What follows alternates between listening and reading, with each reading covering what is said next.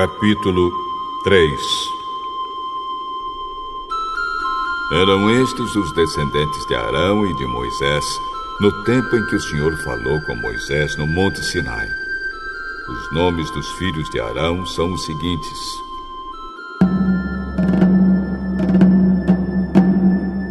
Nadab, o mais velho, depois Abiú, Eleazar e Itamar. Eles foram ungidos e ordenados para servir como sacerdotes. Porém, Nadab e Abiú foram mortos quando no deserto do Sinai estavam oferecendo a Deus, o Senhor, fogo que não era sagrado.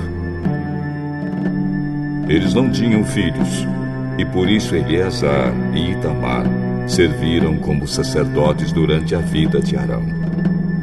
O Senhor Deus disse a Moisés: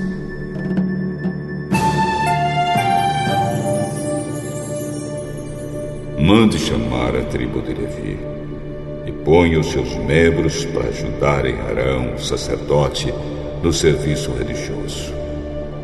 Eles farão tudo o que for necessário na tenda sagrada e estarão a serviço dos sacerdotes e de todo o povo. Cuidarão de todos os móveis e objetos da tenda e cumprirão as suas obrigações para com os israelitas no serviço religioso. A única responsabilidade dos levitas é servir a Arão e os seus descendentes. Mas você ordenará a Arão e aos seus descendentes que cuidem somente dos seus serviços como sacerdotes.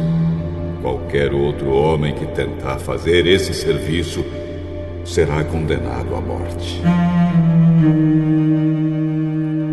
O Senhor Deus disse mais a Moisés: os levitas agora são meus. Quando matei os primeiros filhos dos egípcios, eu separei para mim todos os primeiros filhos de cada família israelita e as primeiras crias dos animais. Agora, em vez de ter os primeiros filhos do povo de Israel, eu tenho os levitas. Eles são meus. Eu sou Deus, o Senhor.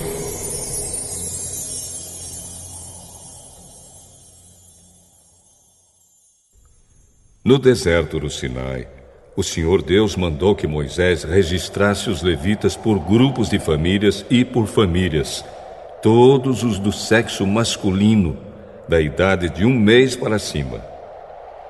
E Moisés os contou como o Senhor havia mandado. Levi tinha 3 filhos, Gerson, Coate e Merari, que foram os antepassados dos grupos de famílias que têm os nomes deles.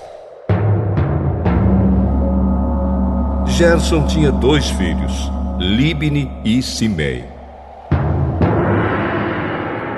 Coate tinha 4 filhos, Amram, Izar, Hebron e Uziel. E Merari tinha 2 filhos, Mali e Musi. Eles são os antepassados das famílias levitas que têm os nomes deles. O grupo de famílias de Gerson era formado pelas famílias de Libni e de Simei. O número total das pessoas do sexo masculino, contadas uma por uma, da idade de 1 mês para cima, foi de 7.500. Esse grupo acampava atrás da tenda, no lado oeste. Eliasaf, filho de Lael, era o chefe desse grupo de famílias.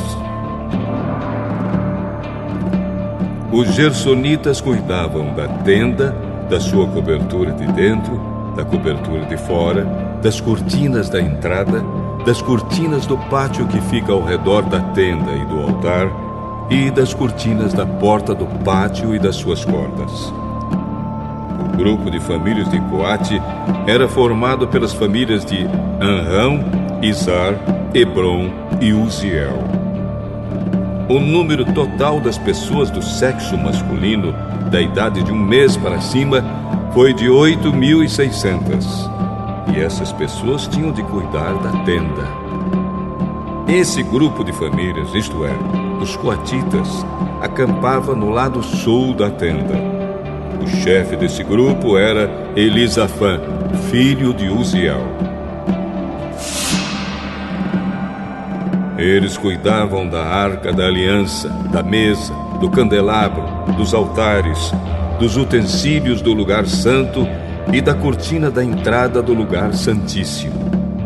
Eles cuidavam de todos esses serviços. O líder dos chefes dos levitas era Eleazar, filho do sacerdote Arão. Ele era o chefe dos que faziam o serviço religioso no lugar santo. O grupo de famílias de Merari era formado pelas famílias de Mali e Muzi. O número total das pessoas do sexo masculino, da idade de 1 mês para cima, foi de 6.200.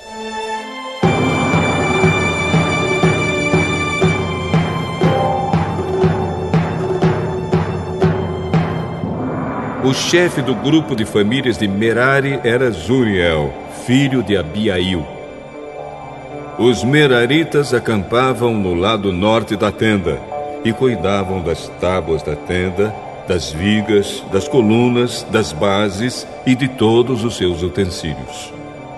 Cuidavam também das colunas que ficavam no pátio ao redor da tenda e das suas bases, estacas e cordas.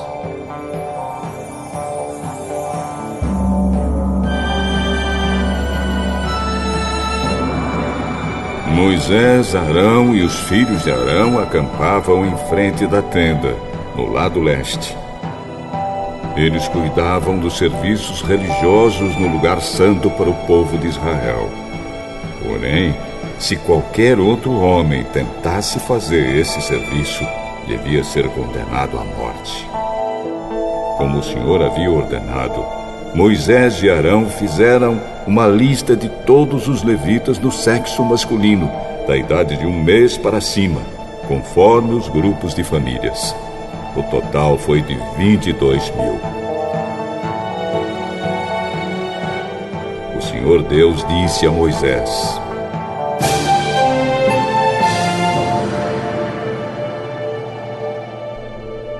registre todos os primeiros filhos israelitas do sexo masculino de 1 mês para cima, pois todos eles são meus.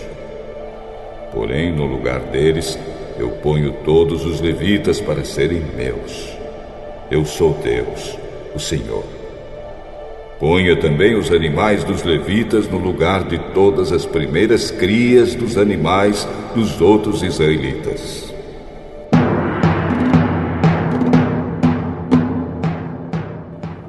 Como o Senhor havia ordenado, Moisés registrou todos os primeiros filhos dos israelitas. O total dos que foram contados de 1 mês para cima foi de 22.273. Depois o Senhor Deus disse a Moisés: ponha os levitas no lugar de todos os primeiros filhos dos outros israelitas e os animais dos levitas no lugar dos animais dos outros israelitas. Os levitas serão meus. Eu sou Deus, o Senhor. Como os primeiros filhos dos israelitas são 273 a mais do que os levitas, você deve pagar por eles. Você pagará 5 barras de prata por pessoa e entregará esse dinheiro a Arão e aos seus filhos.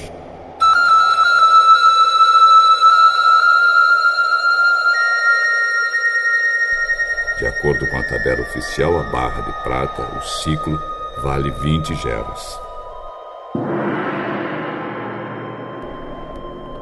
Então Moisés pegou o dinheiro, isto é, 15,5 quilos de prata, e entregou a Arão e aos seus filhos, conforme o Senhor havia mandado.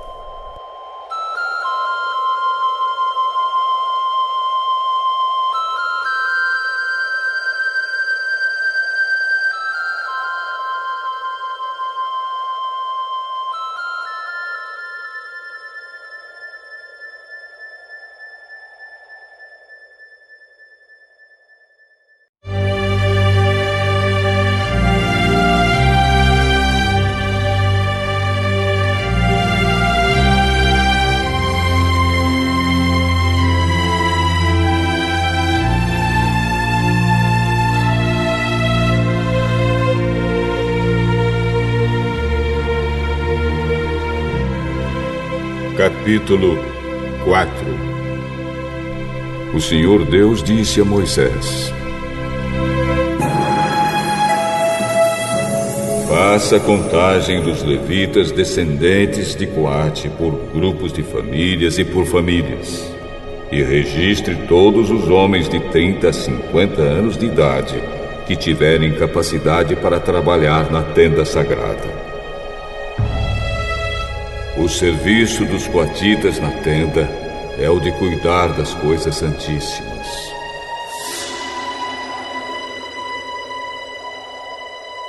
Quando o acampamento for desarmado, Arão e seus filhos entrarão na tenda, tirarão a cortina que está em frente da arca da aliança e cobrirão a arca com ela. Eles porão em cima dela uma coberta feita de peles finas e sobre essa coberta estenderão um pano azul. E depois enfiarão os cabos nas argolas da arca. Eles estenderão um pano azul em cima da mesa onde são colocados os pães oferecidos ao Senhor, e colocarão sobre elas os pratos, as taças de incenso, as taças das ofertas e os jarros para as ofertas de vinho. Em cima da mesa sempre deverá haver pão. Depois estenderão por cima de tudo isso um pano vermelho. E por cima desse pano colocarão a coberta feita de peles finas. Em seguida enfiarão os cabos nas argolas da mesa. Pegarão um pano azul e cobrirão o candelabro com as suas lamparinas, as tesouras de cortar pavios de lamparinas, os apagadores e as vasilhas necessárias para distribuir o azeite. Depois embrulharão tudo isso numa coberta feita de peles finas e colocarão sobre os cabos para carregar. Em cima do altar de ouro estenderão um pano azul e por cima colocarão uma coberta feita de peles finas. Em seguida, enfiarão os cabos nas argolas do altar. Depois pegarão todos os objetos usados no lugar santo, embrulharão num pano azul, cobrirão com uma coberta feita de peles finas e os colocarão sobre os cabos para carregá-los. Eles tirarão as cinzas do altar e estenderão por cima dele um pano vermelho.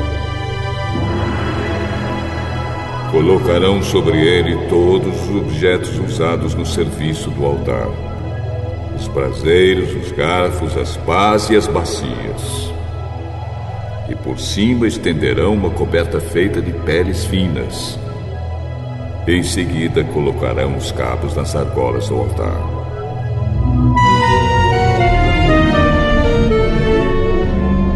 Quando o acampamento for desarmado, os descendentes de Coate virão para pegar os objetos sagrados somente depois que Arão e seus filhos tiverem acabado de cobrir a tenda e todos os seus objetos. O grupo de famílias de Coate não deverá tocar nos objetos sagrados. Se fizerem isso, eles morrerão. São essas as coisas da tenda que o grupo de famílias de Coate deverá levar. Eleazar, filho do sacerdote Arão, será o responsável pela tenda e pelo azeite das lamparinas, pelo incenso, pelas ofertas de cereais e pelo azeite de ungir. Será ele mesmo o responsável pela tenda e por todos os seus objetos. O Senhor Deus disse a Moisés e a Arão: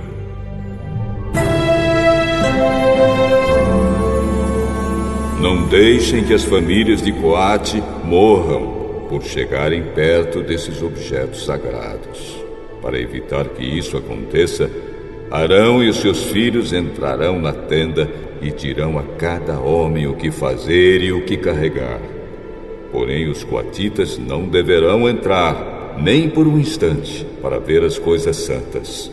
Se fizerem isso, eles morrerão. o Senhor Deus disse ainda a Moisés: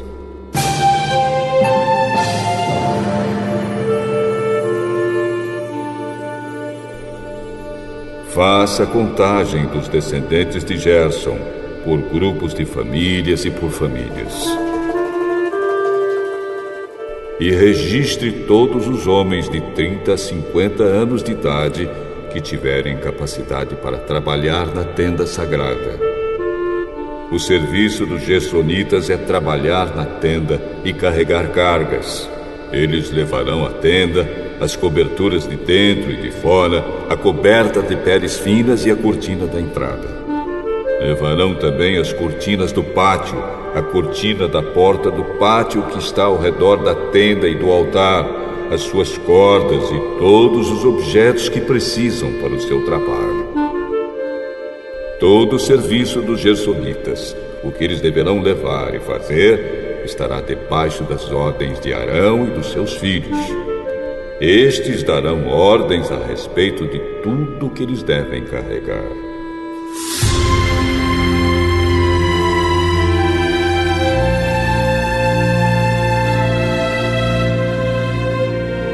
É esse o serviço que o grupo de famílias de Gerson fará na tenda.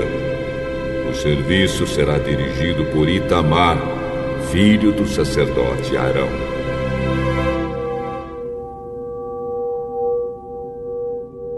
O Senhor disse também a Moisés: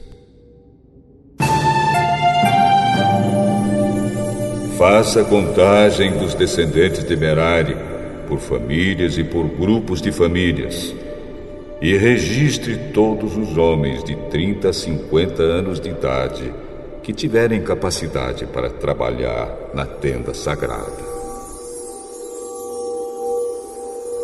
O que terão de levar, de acordo com o serviço deles na tenda, é o seguinte: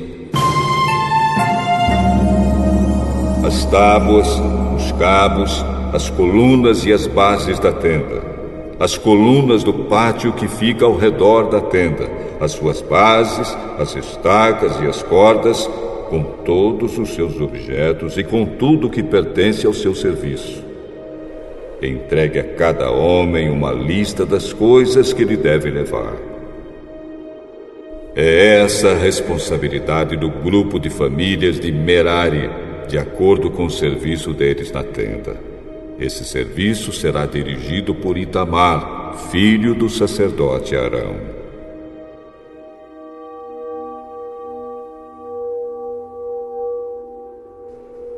Conforme o Senhor havia ordenado, Moisés, Arão e os líderes do povo fizeram a contagem dos 3 grupos de famílias levitas, isto é, de Coate, de Gerson e de Merari. Eles fizeram isso por grupos menores de famílias e por famílias, e registraram todos os homens de 30 a 50 anos de idade que tinham capacidade para trabalhar na tenda sagrada. O número de coatitas foi de 2.750 homens, de gersonitas 2.630 e de meraritas 3.200. O total de todos eles foi de 8.580 homens. Os nomes desses homens foram colocados numa lista, como o Senhor havia ordenado a Moisés. E Moisés disse a cada um qual seria a sua tarefa ou qual a carga que devia carregar. A contagem foi feita de acordo com as instruções que o Senhor tinha dado a Moisés.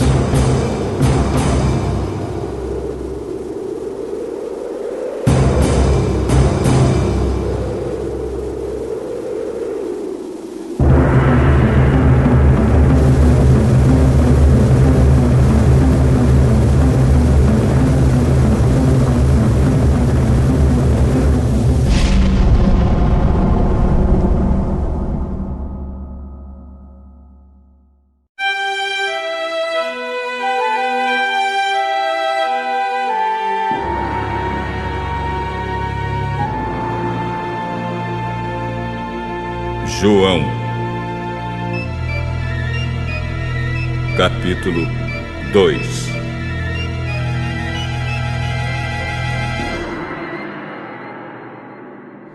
2 dias depois, houve um casamento no povoado de Caná, na região da Galileia, e a mãe de Jesus estava ali. Jesus e os seus discípulos também tinham sido convidados para o casamento. Quando acabou o vinho, a mãe de Jesus lhe disse: "O vinho acabou." Não é preciso que a senhora diga o que eu devo fazer. Ainda não chegou a minha hora." Então ela disse aos empregados: "Faça o que ele mandar." Ali perto estavam 6 potes de pedra. Em cada um cabiam entre 80 e 120 litros de água. Os judeus usavam a água que guardavam nesses potes nas suas cerimônias de purificação. Jesus disse aos empregados: "Encham de água estes potes." E eles encheram os potes até a boca. Em seguida, Jesus mandou: "Agora, tirem um pouco da água dos potes e levem o dirigente da festa." E eles levaram.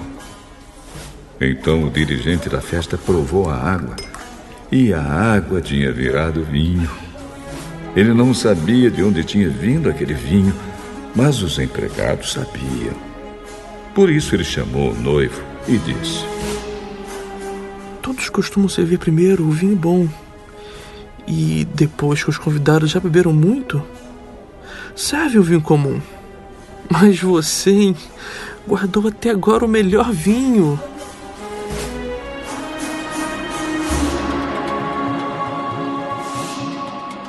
Jesus fez esse seu primeiro milagre em Caná da Galileia. Assim ele revelou a sua natureza divina, e os seus discípulos creram nele. Depois disso, Jesus, a sua mãe, os seus irmãos e os seus discípulos foram para a cidade de Cafarnaum e ficaram alguns dias ali. Alguns dias antes da Páscoa dos judeus, Jesus foi até a cidade de Jerusalém. No pátio do templo encontrou pessoas vendendo bois, ovelhas e pombas. E viu também os que, sentados às suas mesas, trocavam dinheiro para o povo. Então ele fez um chicote de cordas e expulsou toda aquela gente dali. E também as ovelhas e os bois. Virou as mesas dos que trocavam dinheiro. E as moedas se espalharam pelo chão. E disse aos que vendiam pombas: "Tirem tudo isto daqui. Parem de fazer da casa do meu pai um mercado." Então os discípulos dele lembraram das palavras das Escrituras Sagradas que dizem: "O meu amor pela tua casa, ó Deus, queima dentro de mim como fogo." Aí os líderes judeus perguntaram: "Que milagre você pode fazer, hein?"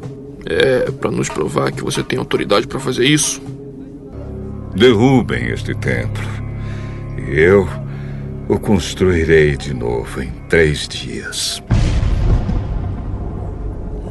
A construção desse templo levou 46 anos. E você diz que vai construí-lo de novo em 3 dias? Porém, o templo do qual Jesus estava falando era o seu próprio corpo. Quando Jesus foi ressuscitado, os seus discípulos lembraram que ele tinha dito isso. E então creram nas Escrituras Sagradas e nas palavras dele.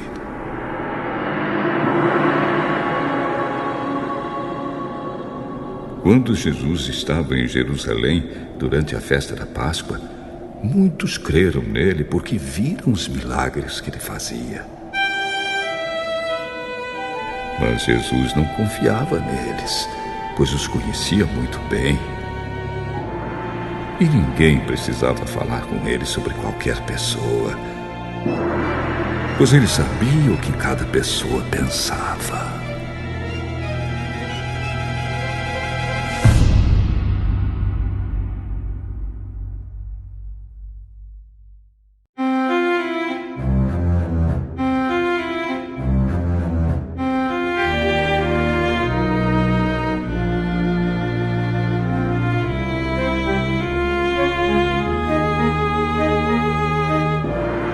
João, capítulo 3.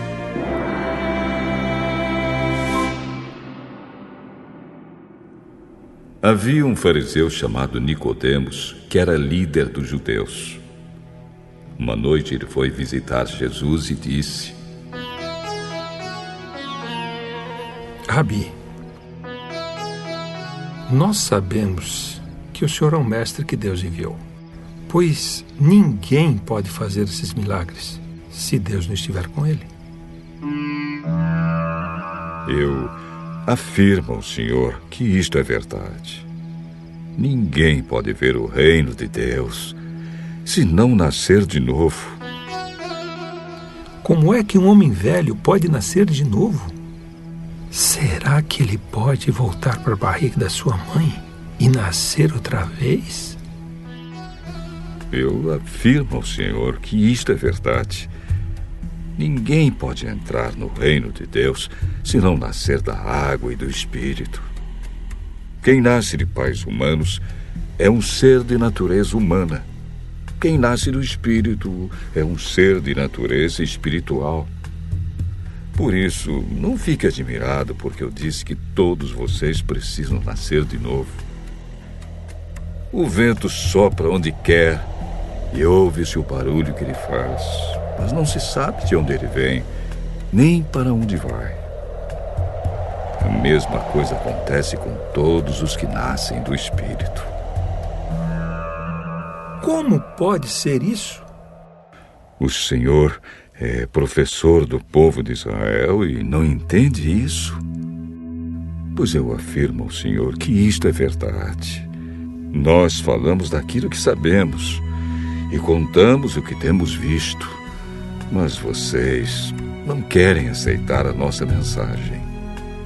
Se vocês não creem quando falo das coisas deste mundo, como vão crer se eu falar das coisas do céu? Ninguém subiu ao céu, a não ser o Filho do Homem, que desceu do céu. Assim como Moisés, no deserto, levantou a cobra de bronze numa estaca, assim também o Filho do Homem tem de ser levantado, para que todos os que crerem nele tenham a vida eterna. Porque Deus amou o mundo tanto que deu o seu único Filho, para que todo aquele que nele crer não morra, mas tenha vida eterna. Pois Deus mandou o seu Filho para salvar o mundo e não para julgá-lo.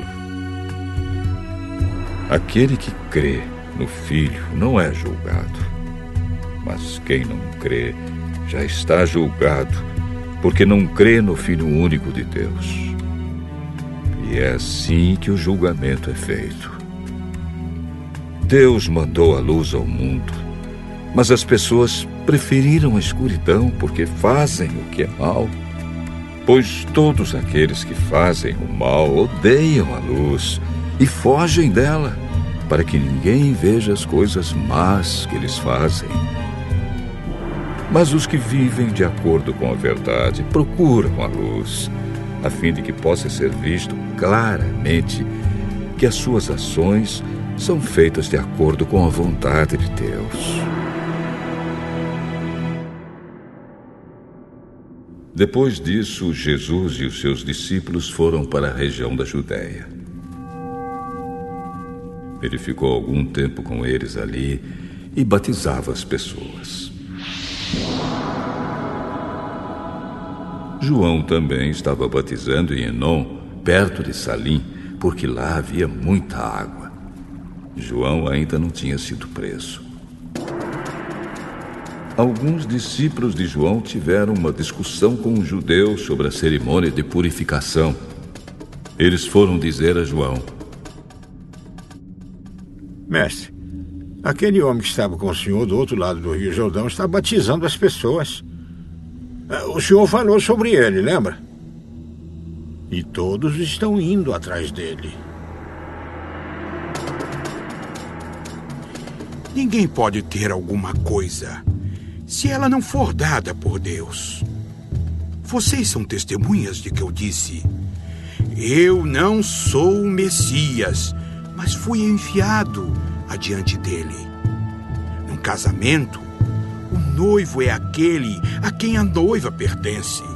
O amigo do noivo está ali e o escuta e se alegra quando ouve a voz dele.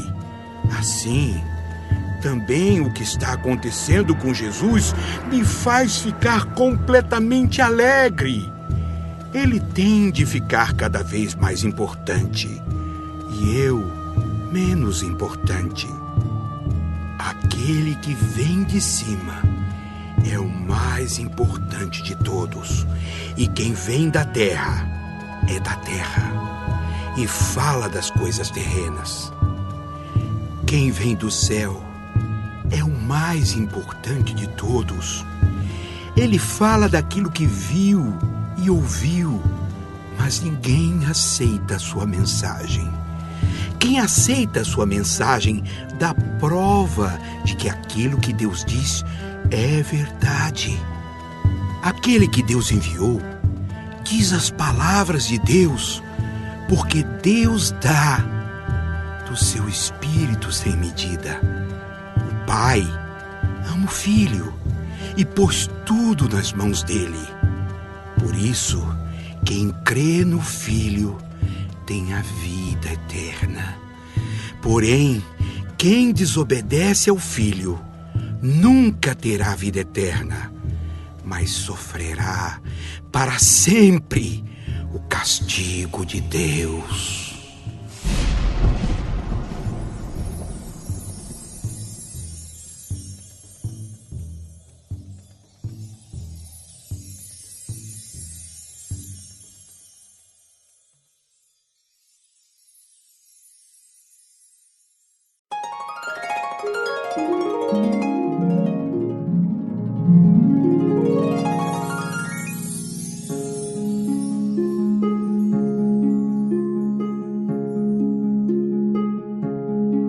Salmo 62.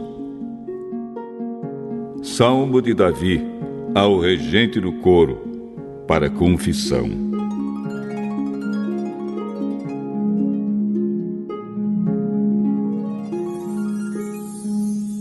Somente em Deus eu encontro paz.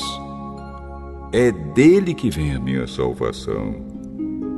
Somente Ele é a rocha que me salva. Ele é o meu protetor e eu nunca serei derrotado. Até quando todos vocês atacarão um homem que é mais fraco do que uma cerca derrubada? Vocês somente querem tirá-lo do seu lugar de honra. Vocês gostam de mentir. Dizem coisas boas a respeito dele, mas no coração o amaldiçoam. Somente em Deus eu encontro paz e nele ponho a minha esperança. Somente Ele é a rocha que me salva. Ele é o meu protetor e eu não serei abalado. A minha salvação e a minha honra dependem de Deus. Ele é a minha rocha poderosa e o meu abrigo. Confie sempre em Deus, meu povo. Abram o coração para Deus, pois Ele é o nosso refúgio. Os seres humanos, tanto os pobres como os ricos, são inúteis. São somente um sopro. Se fossem colocados na balança, não pesariam nada. São mais leves do que um sopro. Não confiem na violência, nem esperem ganhar alguma coisa com o roubo. Ainda que as suas riquezas aumentem, não confiem nelas. Mais de uma vez tenho ouvido Deus dizer que o poder é dele e o amor também. Tu, ó Senhor, recompensas cada um de acordo com o que faz.